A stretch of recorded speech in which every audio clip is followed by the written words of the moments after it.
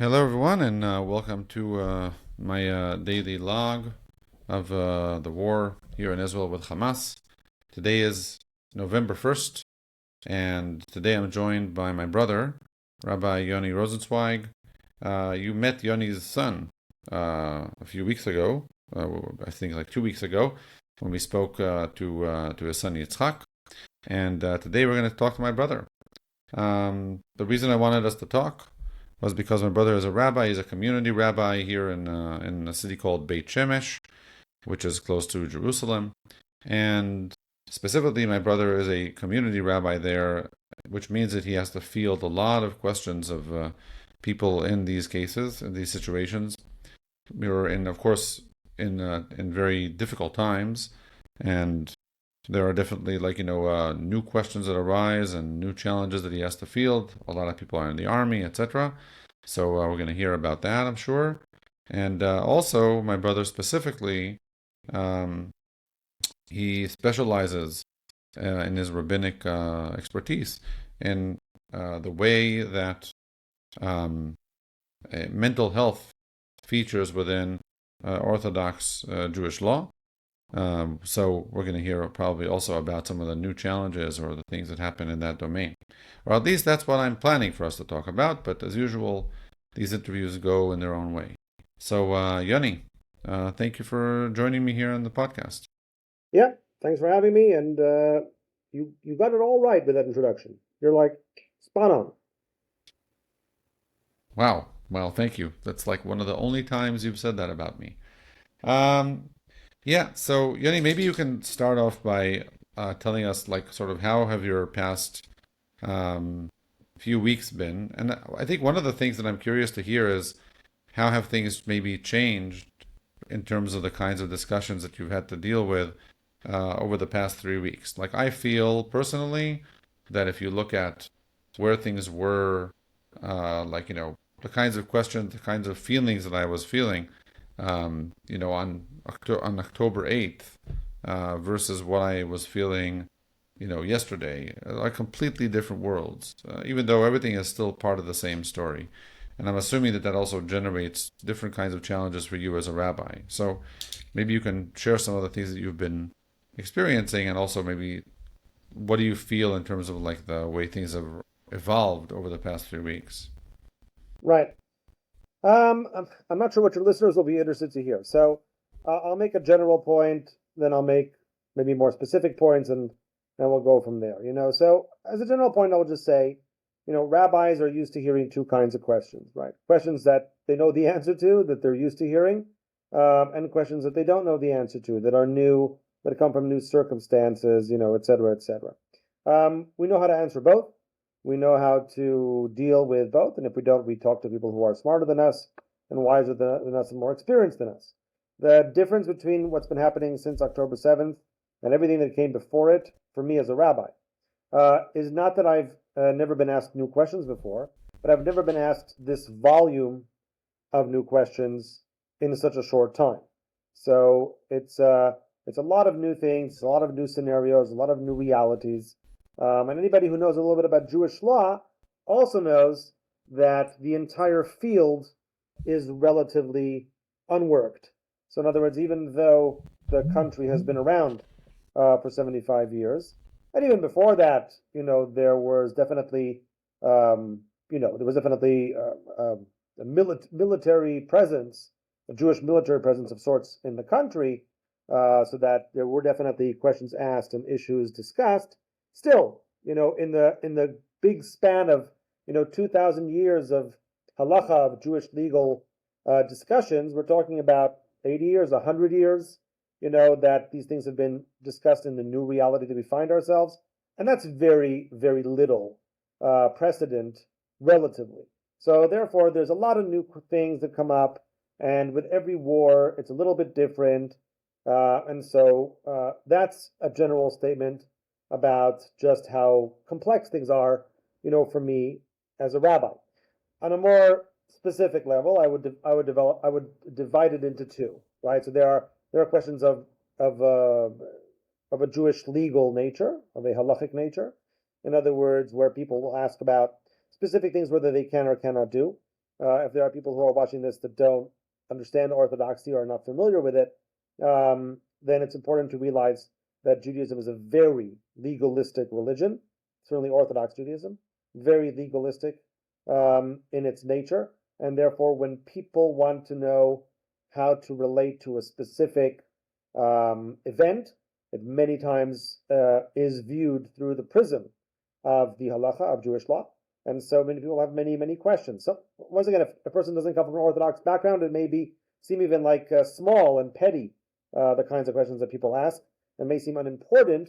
To a person whose life is imbued with those laws and with the importance of those laws, answering those questions is pivotal and extremely important for their ability to move forwards in any way, shape, or form, right? So, for example, just to give an example of something that might seem small to someone who doesn't understand that, but it's so important for people who are living it, at the beginning when we amassed 350,000 reservists and people were sending food, right? So with all the wonderful, chesed, meaning with all the love, with all the kindness that people were showering, but if you make food in your kitchen and it's not kosher for a religious person, that's important to know. They're receiving, some food and they want to know, can I eat this? Can I not eat this? What if the person says that it's kosher? Can I trust what they say or not trust what they say? Once again, for a person who's not living that life, it might seem like you're in a war. What do you care? Just like, do what you need to do. But for a person who lives a religious life and he's used to eating only very scrupulously, kosher, thrown into a situation where you cannot control, what food is being offered to you, puts you in a bind, and in a not a small bind either for that individual, right? So that's one kind of question. And the other kinds of questions that are also new to some extent, once again, certainly the context is new, are questions that are not legal, but are what we call machshavik, philosophical or theological or even emotional for an individual, right? So if we ask, why do bad things happen to good people? And you might say, well, come on, you must have asked that already about the Holocaust, and you might have asked that about other wars and other things that have happened to you. Sure, that's all very true, but when it hits close to home, when it happens in this war, when it happens here, when it happens to civilians and not to soldiers, as maybe happened in other wars, et cetera, when it happens to babies, when it happens to women, when it happens to people that you personally know, et cetera, and you can put a name to a face, and it's not just some number 6 million that happened in the Holocaust, these things become more real. They become different. They take on a different shape and form.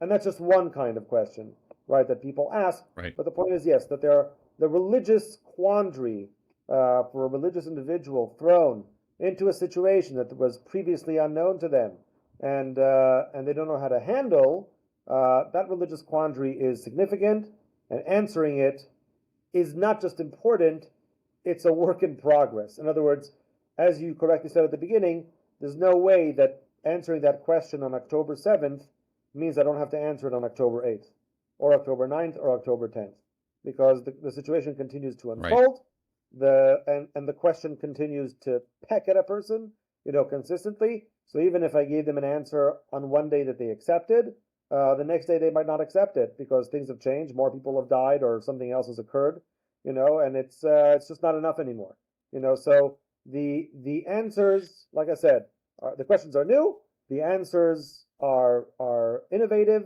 and many times need to be repeated again and again and again, and rethought and rethought and rethought. So it's an ongoing thing. So when you say that you're getting these questions, are you getting them like these, let's say, the second kind of question, the question which is more like about how do I process this religiously? Are you getting these questions directly from people in your community that speak to you like in person? Is this like you just get a WhatsApp with a question, like how do we deal with this? It's like from some anonymous number. Do people call you up? What kind of what makes up your interaction with your direct community and I guess with the people at large? Right, it's all of the above. It's all of the above. So today people like depending on how reachable you make yourself, people can reach you on different platforms. Me personally, I'm available on Facebook, I'm available on Messenger, I'm available on WhatsApp, on email, on phone. And of course, personally, if you want to chase me up, you can also do that, right? So yes, I get questions in all those different ways. I do get questions in all those different ways. Someone from the community just came up to me a few days ago, and told me that he's going to see, his grandchildren for the first time since the war, and he was very worried that they would ask him questions about this sort of thing. And he said, "How do I answer?" He said to me, "I don't even know how to answer myself. How much more so, if they ask me, like how to deal with it and how to look at it, etc." And he was worried, how am I supposed to respond? But there are others Yeah. who ask me over WhatsApp or, over other platforms, and they want to know how to answer themselves many times, how to make peace with it, how to move on, considering. And of course, if they know people, then it's all the more complicated, in those situations. So yeah, a person might definitely reach out also anonymously. It's not necessarily people that I know, but all of them are people who want answers, who need answers, who are definitely searching, for some way to get their heads, around this, around this sort of thing. Look, we're used to. I always we're used to two kinds of tragedies. We're used to big numbers that we don't know or small numbers that we do know. We're used to hearing about the Crusades or about expulsions. We talk about what the Egyptians did to us in Egypt. You could talk about the Inquisition. You could talk about the Holocaust. You could talk about big numbers that that you don't know. In other words, people that you've never really met and that you never really were there. And that's one kind. And then you can talk about small things that you do know here and there. There's a car accident. There's this. There's that. People are sad. People cry. It's understandable. Mm-hmm. But this is different. These are big numbers, and we all know. So in other words, Israel's a small country. I know you know this, Alicia. I'm just for anyone So do who may you? not know it. Israel's a small country. 1,400 people were killed the first day. I don't think there's anyone who didn't know someone. You know what I'm saying? Like, if not personally, then you knew someone who knew someone. Like it was impossible. Right. It wasn't like, oh, surely some people don't know. No, you knew someone. You knew someone who got hurt, who got killed, who got abducted, who was evacuated from their homes. Whatever it was, everyone knew someone. Right. I mean, like, I think that one of the things that that you felt also at the beginning was there was this really a sense of helplessness, right? Of where like you sort of felt like your home was breached. It was breached, and that was definitely like traumatic for a lot of people. Um, Tell me, when you were, I mean, you're like me, right? So we're religious. We didn't know like anything on when it actually happened on October 7th.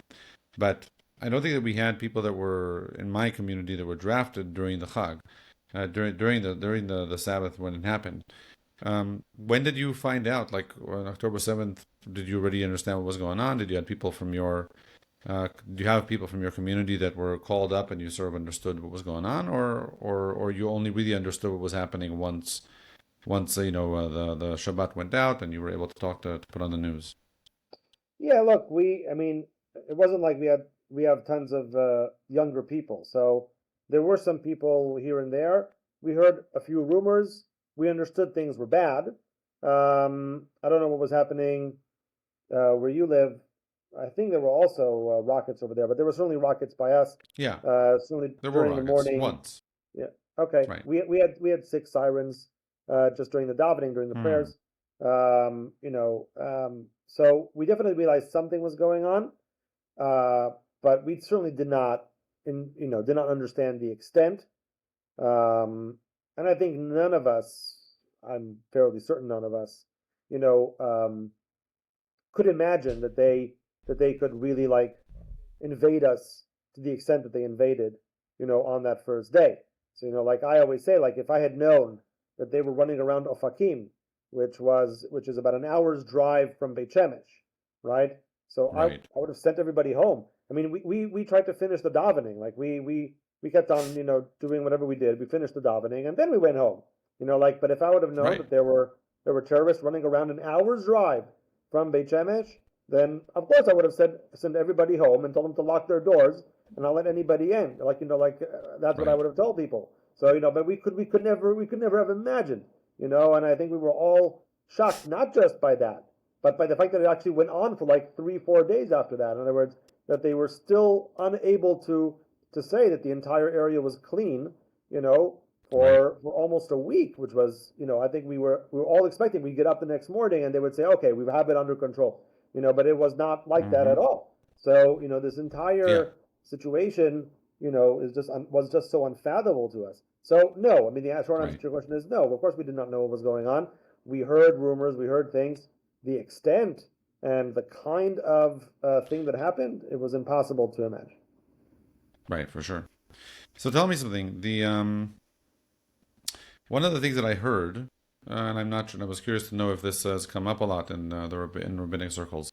One of the things that I heard is that there were some things set up for soldiers to help prevent, situations of aginut, people signing conditional gitin, etc. So, like, I'll just, for those of us listening, when a man and a woman are married in Judaism, the only way for that marriage to be disbanded is either through the giving a get, what's called, meaning the man initiating officially to have a divorce, or if somebody dies. And that's why when there's certain traditions that say that that people used to, when they go off to war, give their wives conditional gets, conditional documents that would basically break the bond of marriage, so that if they were hurt in the army and disappeared and we couldn't find them, the wife could remarry if that were to happen. I heard a rumor about this happening, but I was curious if there's really something more, like, I mean, there's 350,000 people right now in the army, not necessarily all of them religious, but many of them definitely are and have families. So has there been like any kind of, like, more, let's say, systemic operation, rabbinic operation or religious operation in this area? Um, I'm going to try to make things simple, because I could dive into a lot of legalistic things, but I think that for the most part people would be lost. So I'm gonna skip over all of Yeah. that, and I'm just gonna focus on one main issue, which is the question of morale.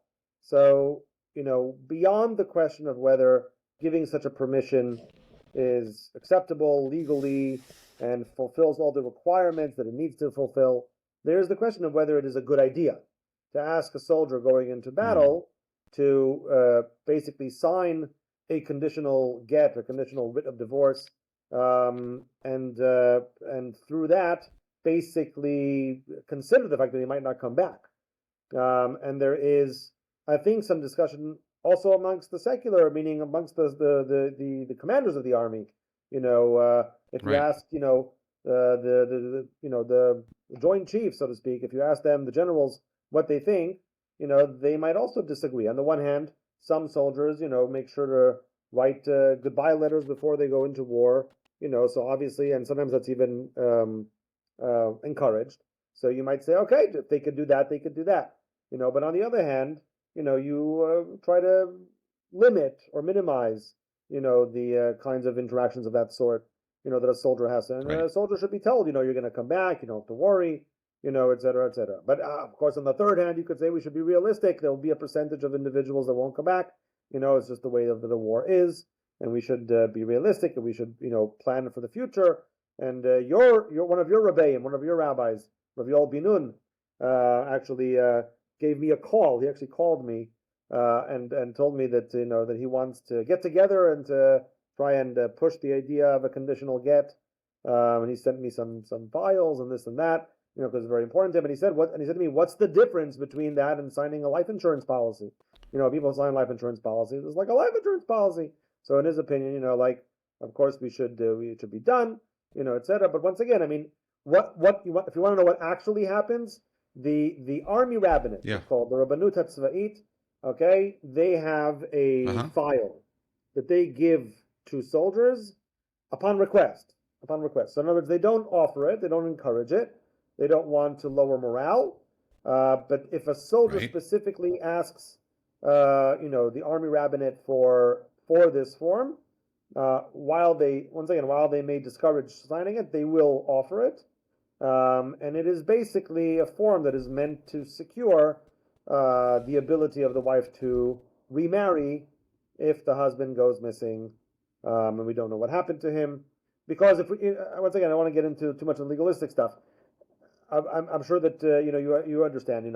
If he dies, then she's a widow. It doesn't matter. In other words, we don't actually need this Right. document if he The dies. problem is If he only dies, right. The right. problem is only if we don't know what happened to him. Correct. Because if he dies, God forbid, then the issue is solved, because whether she's a widow or a divorcee has some ramifications, but not many. So therefore, Right. it doesn't really matter from this perspective. She can still remarry. As far Yeah. as the only issue is what happens if he goes missing for X amount of time, and we figured that he's dead, but we don't know for sure, and this and that. So it definitely helps in those situations, and Yeah. it's something, once again. So there's a significant discussion about this amongst rabbis, a significant discussion that has to do with also with those who with the generals in the army, and with those who know what it does to the morale of a soldier. After all is said and done, the army rabbinate does not offer it unless specifically requested. And I guess one more question about this before we move on to maybe another topic. But do you find that other than this, let's say, which is of course an extreme situation, I mean, people don't in general consider signing things of this sort. Do you find yourself being like, there's like sort of a need for extra leniency or extra strictness, let's say, on certain topics, certain issues of Jewish law under these conditions because they're so extreme, whether because just the conditions are extreme, people, emotionally are, like you say, like the need for morale, um, the degree, the scope of what's going on, things that suddenly you find yourself, and you don't have to, let's say, give, I know that sometimes rabbis are asked questions and that the answers remain private, but I'm curious to know if like the kinds of places where you feel that maybe you or other rabbis as well um, are taking into account, let's say, macro considerations or the intensity considerations, right? That somehow tilt some of your, let's say, rulings, right, in a way that you wouldn't find yourself doing during, let's say, a regular military operation, or just the day to day. Are there like Right. areas like that you find are suddenly becoming more flexible under these conditions, or like I said, the opposite? Maybe you're even more strict than usual because of the need to somehow strengthen something or rigidify it. Right. It's true. And Everything also, you is said is rigidify a word? I'm not sure. that I'm not sure about, but nevertheless, um, you're absolutely right. That I'll say it this way: what does a person need? And once again, I'm going to use general terms in case someone who doesn't understand Jewish law is listening. So what does a Right. person need in times of crisis? Usually, what they need is some sort of anchor. They need stability. They need to regain control. They need to feel like they're not in a chaotic situation anymore. Slowly but surely, they need that kind of like back to that baseline, that routine that they can go back to. So what does that routine look like? I guess for a regular person, for a secular person, it would look like family, friends, going to a coffee shop, love, affection, friendship, a lot of those things, which help a person to feel safe, help a person to feel like, they're okay, that nothing is going to peek out from around the corner and surprise them and get them, et cetera, et cetera. Those are the things that a person needs. When a person is Orthodox, when they're religious, their religion can supply that anchor. And that's any religion it's true for, whether it's Orthodox Judaism or Christianity or Reform Judaism or Islam, or doesn't matter what. When a person is religious, a significant part of their anchor, a significant part of that stability, lies within their religious beliefs and religious affiliation. And so that can give a person, that stability. What happens in times of war, and not just times of war, but times of war are a really good example of that, is that these two things sometimes contradict. So a person might need the warmth and the care, of hearth and home, as they say, but on the other hand, might need the stability and anchor of religion, of Jewish law, as it is expressed through their lives. So a classic example of where that might conflict is, let's say, driving home on Shabbat, on the Sabbath, right? When Right. you're a soldier in the army. So if you're a soldier in the army, and then let's say you're doing shifts, right? So let's say you're not doing shift every day. You're doing like shifts every 3 weeks, every 2, 3 weeks. Let's say you're doing 2 or 3 weeks, and then they let you out for 24 hours. You know what I'm saying? Like they start letting people out, like little by little. So Right. they always have people It's on called on some. base. I think in English it's called R&R, right? You have some R&R, some rest and Okay, recuperation or something. wonderful. Yeah. So when a person gets that, and once again, Israel is a small country, so it's not like it's hard to get home, right? So if a person, right, gets 24 hours off or 36 hours off, he might want to get home and see his family. But let's say that they let that person off on a Friday night. According to Jewish law, you can't drive on the Sabbath. Driving a car is considered to be a very significant prohibition. So therefore, a person would generally not do that. But in this case, right, so he would like to drive home in order to be able to see his wife, his kids. He doesn't know when the next time he'll be able to see them will be either. So can he or can't he? Now, once again, putting aside the technical stuff that I deal with as a rabbi and figuring out the law and what it would be, et cetera, et cetera. I'm putting all that stuff for a second on the side, right? Just from the perspective of what we spoke about a moment ago, in terms of stability, what gives a person greater stability? To keep the halacha, to keep Jewish law as is, and to say, you know what, despite the situation, I'm not going to be driving home on the Sabbath. I'm going to stay here, etc. Or to say, no, I Right. need my wife, I need my children, I need to see them. That will give me the strength to go on, etc., etc.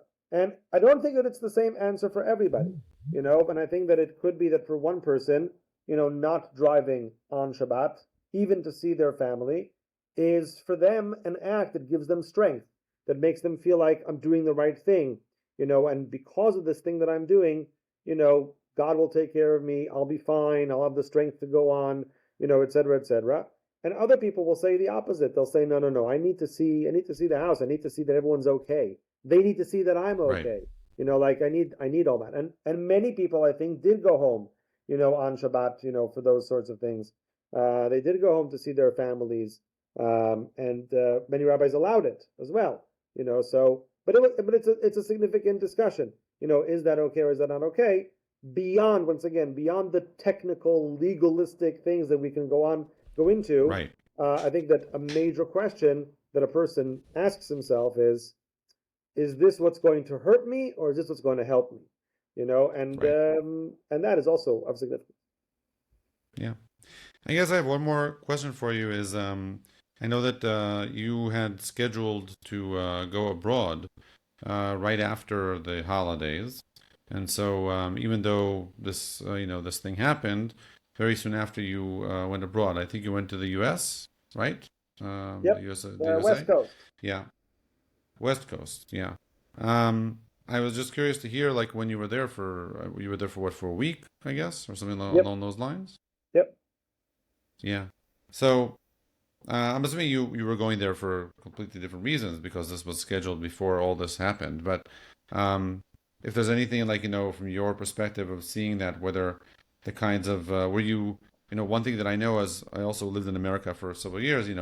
Anybody who comes from Israel is like an expert on everything Israel, right? An expert on geopolitics in the region, etc. I'm sure that you functioned as the resident, general, prime minister, president, and any other capacity that you could possibly fill as the latest comer from Israel. But were there additional things that you could tell from the communities you visited? I'm assuming. I mean, I guess you were there soon after it happened, so I think it's before all the anti-Semitism that we're seeing now, or at least before some of it came out. I was curious the kinds of sentiments you felt, there in the community, vis-a-vis Israel, vis-a-vis, are people feeling secure where they are or thinking of moving to Israel even? I don't know. And those are just the things that I thought about, but anything that you may have seen there that you think is worth sharing from your perspective as a as a visitor from Israel, but who knows these communities, what you saw that might be worth sharing. Yeah, look, I had planned this trip from before the war, which is why I had a ticket, and it was hard to get out otherwise. Tickets are hard to come by, but nevertheless, I had this ticket from before the war, and there was a significant debate whether to use it or not. In the end, of course, I did go. Um, and yes, of course, it's a different world, meaning while Jews all around the world feel connected and they definitely want, to hear the news, and they have, of course, friends and family who are affected by this, and many of them know people in Israel, but with all that said, it's still a different world, like, I mean, in small things, right? But small things that make a difference.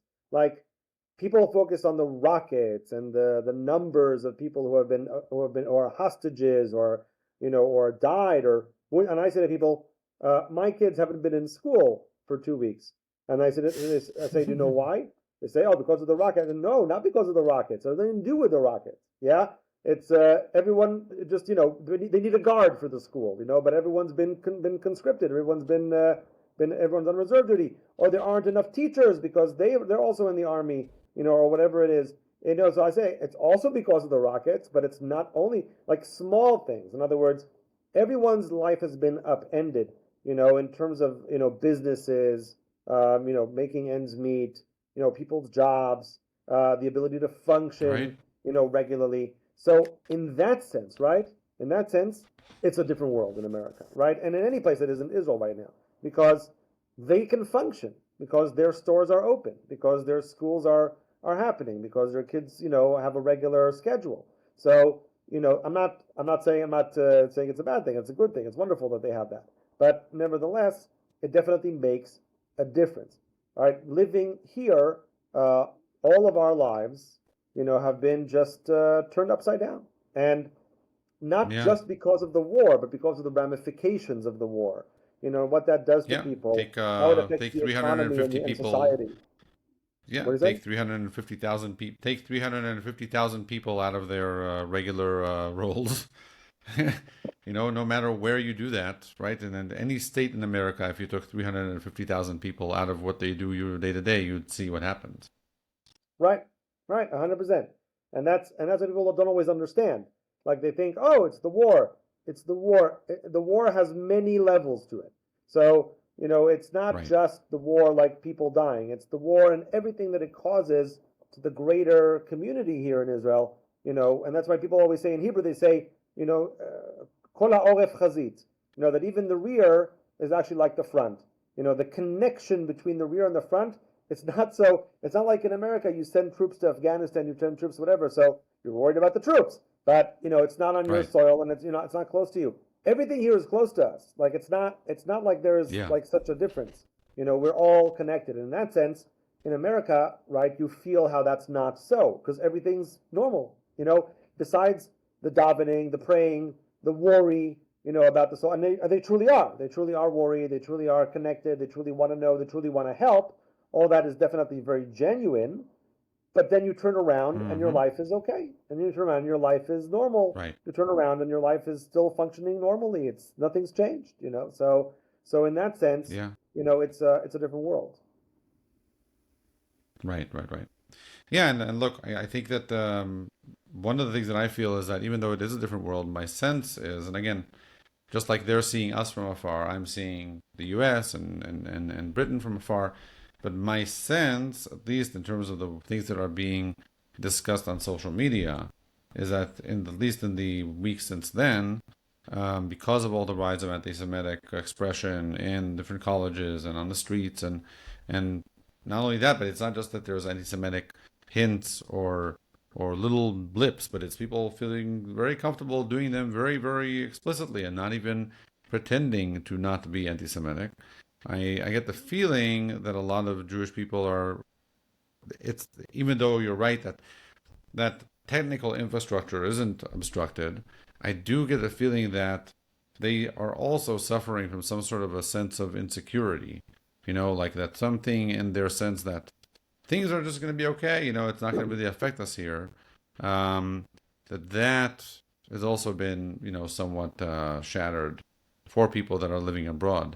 Um, and I guess one of the reasons I'm doing this podcast is because I feel like the world before this war and the world after will be a very different world. It's for sure true. There's like no doubt that it's true about Israel as the world, right? Internally, this country is going to go through a huge wave of changes that we can't even believe, which is why I wanted to sort of log what's happening here. But I think that when I say the world will be different, it's the world. Like I really think that the whole world is going to be different after this, at least as far as Jews are concerned. Yeah. Um, No, I yeah, completely, yeah, understand what you're saying, and I think that the Jewish world, certainly the leftists in the Jewish world, meaning those who are more to the left, I think had a very rude wake-up call. Like some of them even said it. Like yeah, outright that they had expected their allies in the left, whether it's BLM or others, to side with them, just like they sided with them when they right, were in the and they were extremely disappointed and felt completely alone, in terms of that. And yes, right, it's definitely, a rude awakening in that sense. But that's because, and I think that you and I know this well. People just don't understand the situation here. I've been watching. I don't know what you've been watching. When I was in the States, I got to watch a lot of the foreign media, so I saw the so-called even-handedness, of the media. right, When I say so-called, I don't mean that they weren't even-handed. I mean that they were, and I think that that's not even-handed. In other words, I think that they right, try to be so even-handed that I think that it misses the mark of what's actually going on. But I saw a correct. lot of that, and I've seen a lot of Pierce Morgan lately, and Pierce Morgan, he always asks, like proportionality. He always wants to know, whether there's proportionality in conflict, and how would you term proportion? How would you, explain it? etc. And I think it was Naftali Bennett who answered him, I think very, very nicely. And what people don't always understand, when you look for proportionality in conflict, you're looking to understand, how much is it worth? In other words, they did X to you, and now you're going to give it back to them. So how much? How much is it? How much is a proportional response? And the answer to that he gave, which I Right, think was spot on, was we're not looking for a proportional response because it's not a response. It's not they hurt us, so we'll hurt them. Therefore, now we have to figure out what's the proportion that is correct to hurt them for what they did to us. right, It's not a response to what they did. right, What they did simply like shone a light on the fact that we can't live this way. So therefore, it's not a right, response to what they did. We simply can't continue this way. So therefore, we're just going to right, have to get rid of Hamas as much as we'll do what we need to do until that objective is cleared. It's not a proportional response because it's not a response. It's just what we right, have to do now. What we have to do is right, get rid of right. We Hamas in order to understand. be safe, whatever that takes. Right, And it has nothing to do yeah, with the previous death toll and all that stuff. That just was a wake up call. That's all. But it's right, not a response to that in a way that we need to now figure out the proportions. That's not the right, issue. But the world will never understand that. That was why I mentioned that, because you asked me, like, whether there's a wake up call for people in America. We can try as much as we can to explain it to them, to explain it to the left, to explain it to this one and that one. They'll never get it. They'll think that we're just trying to make a response, and they'll ask how proportional it is. yeah, They'll think that we're just trying to hurt them because they hurt us. But that's not what this is about, and they'll never get it. But that's right, not what this is about. yeah. Well, Yoni, thank you very much. Really for sharing, those experiences and especially like the rabbinic angle of things. And yeah, I hope we have better times and you can go back to having more standard questions that you're being asked rather than these ones. And yeah, thank you very much. So have a good night. Thank you. Bye. Bye.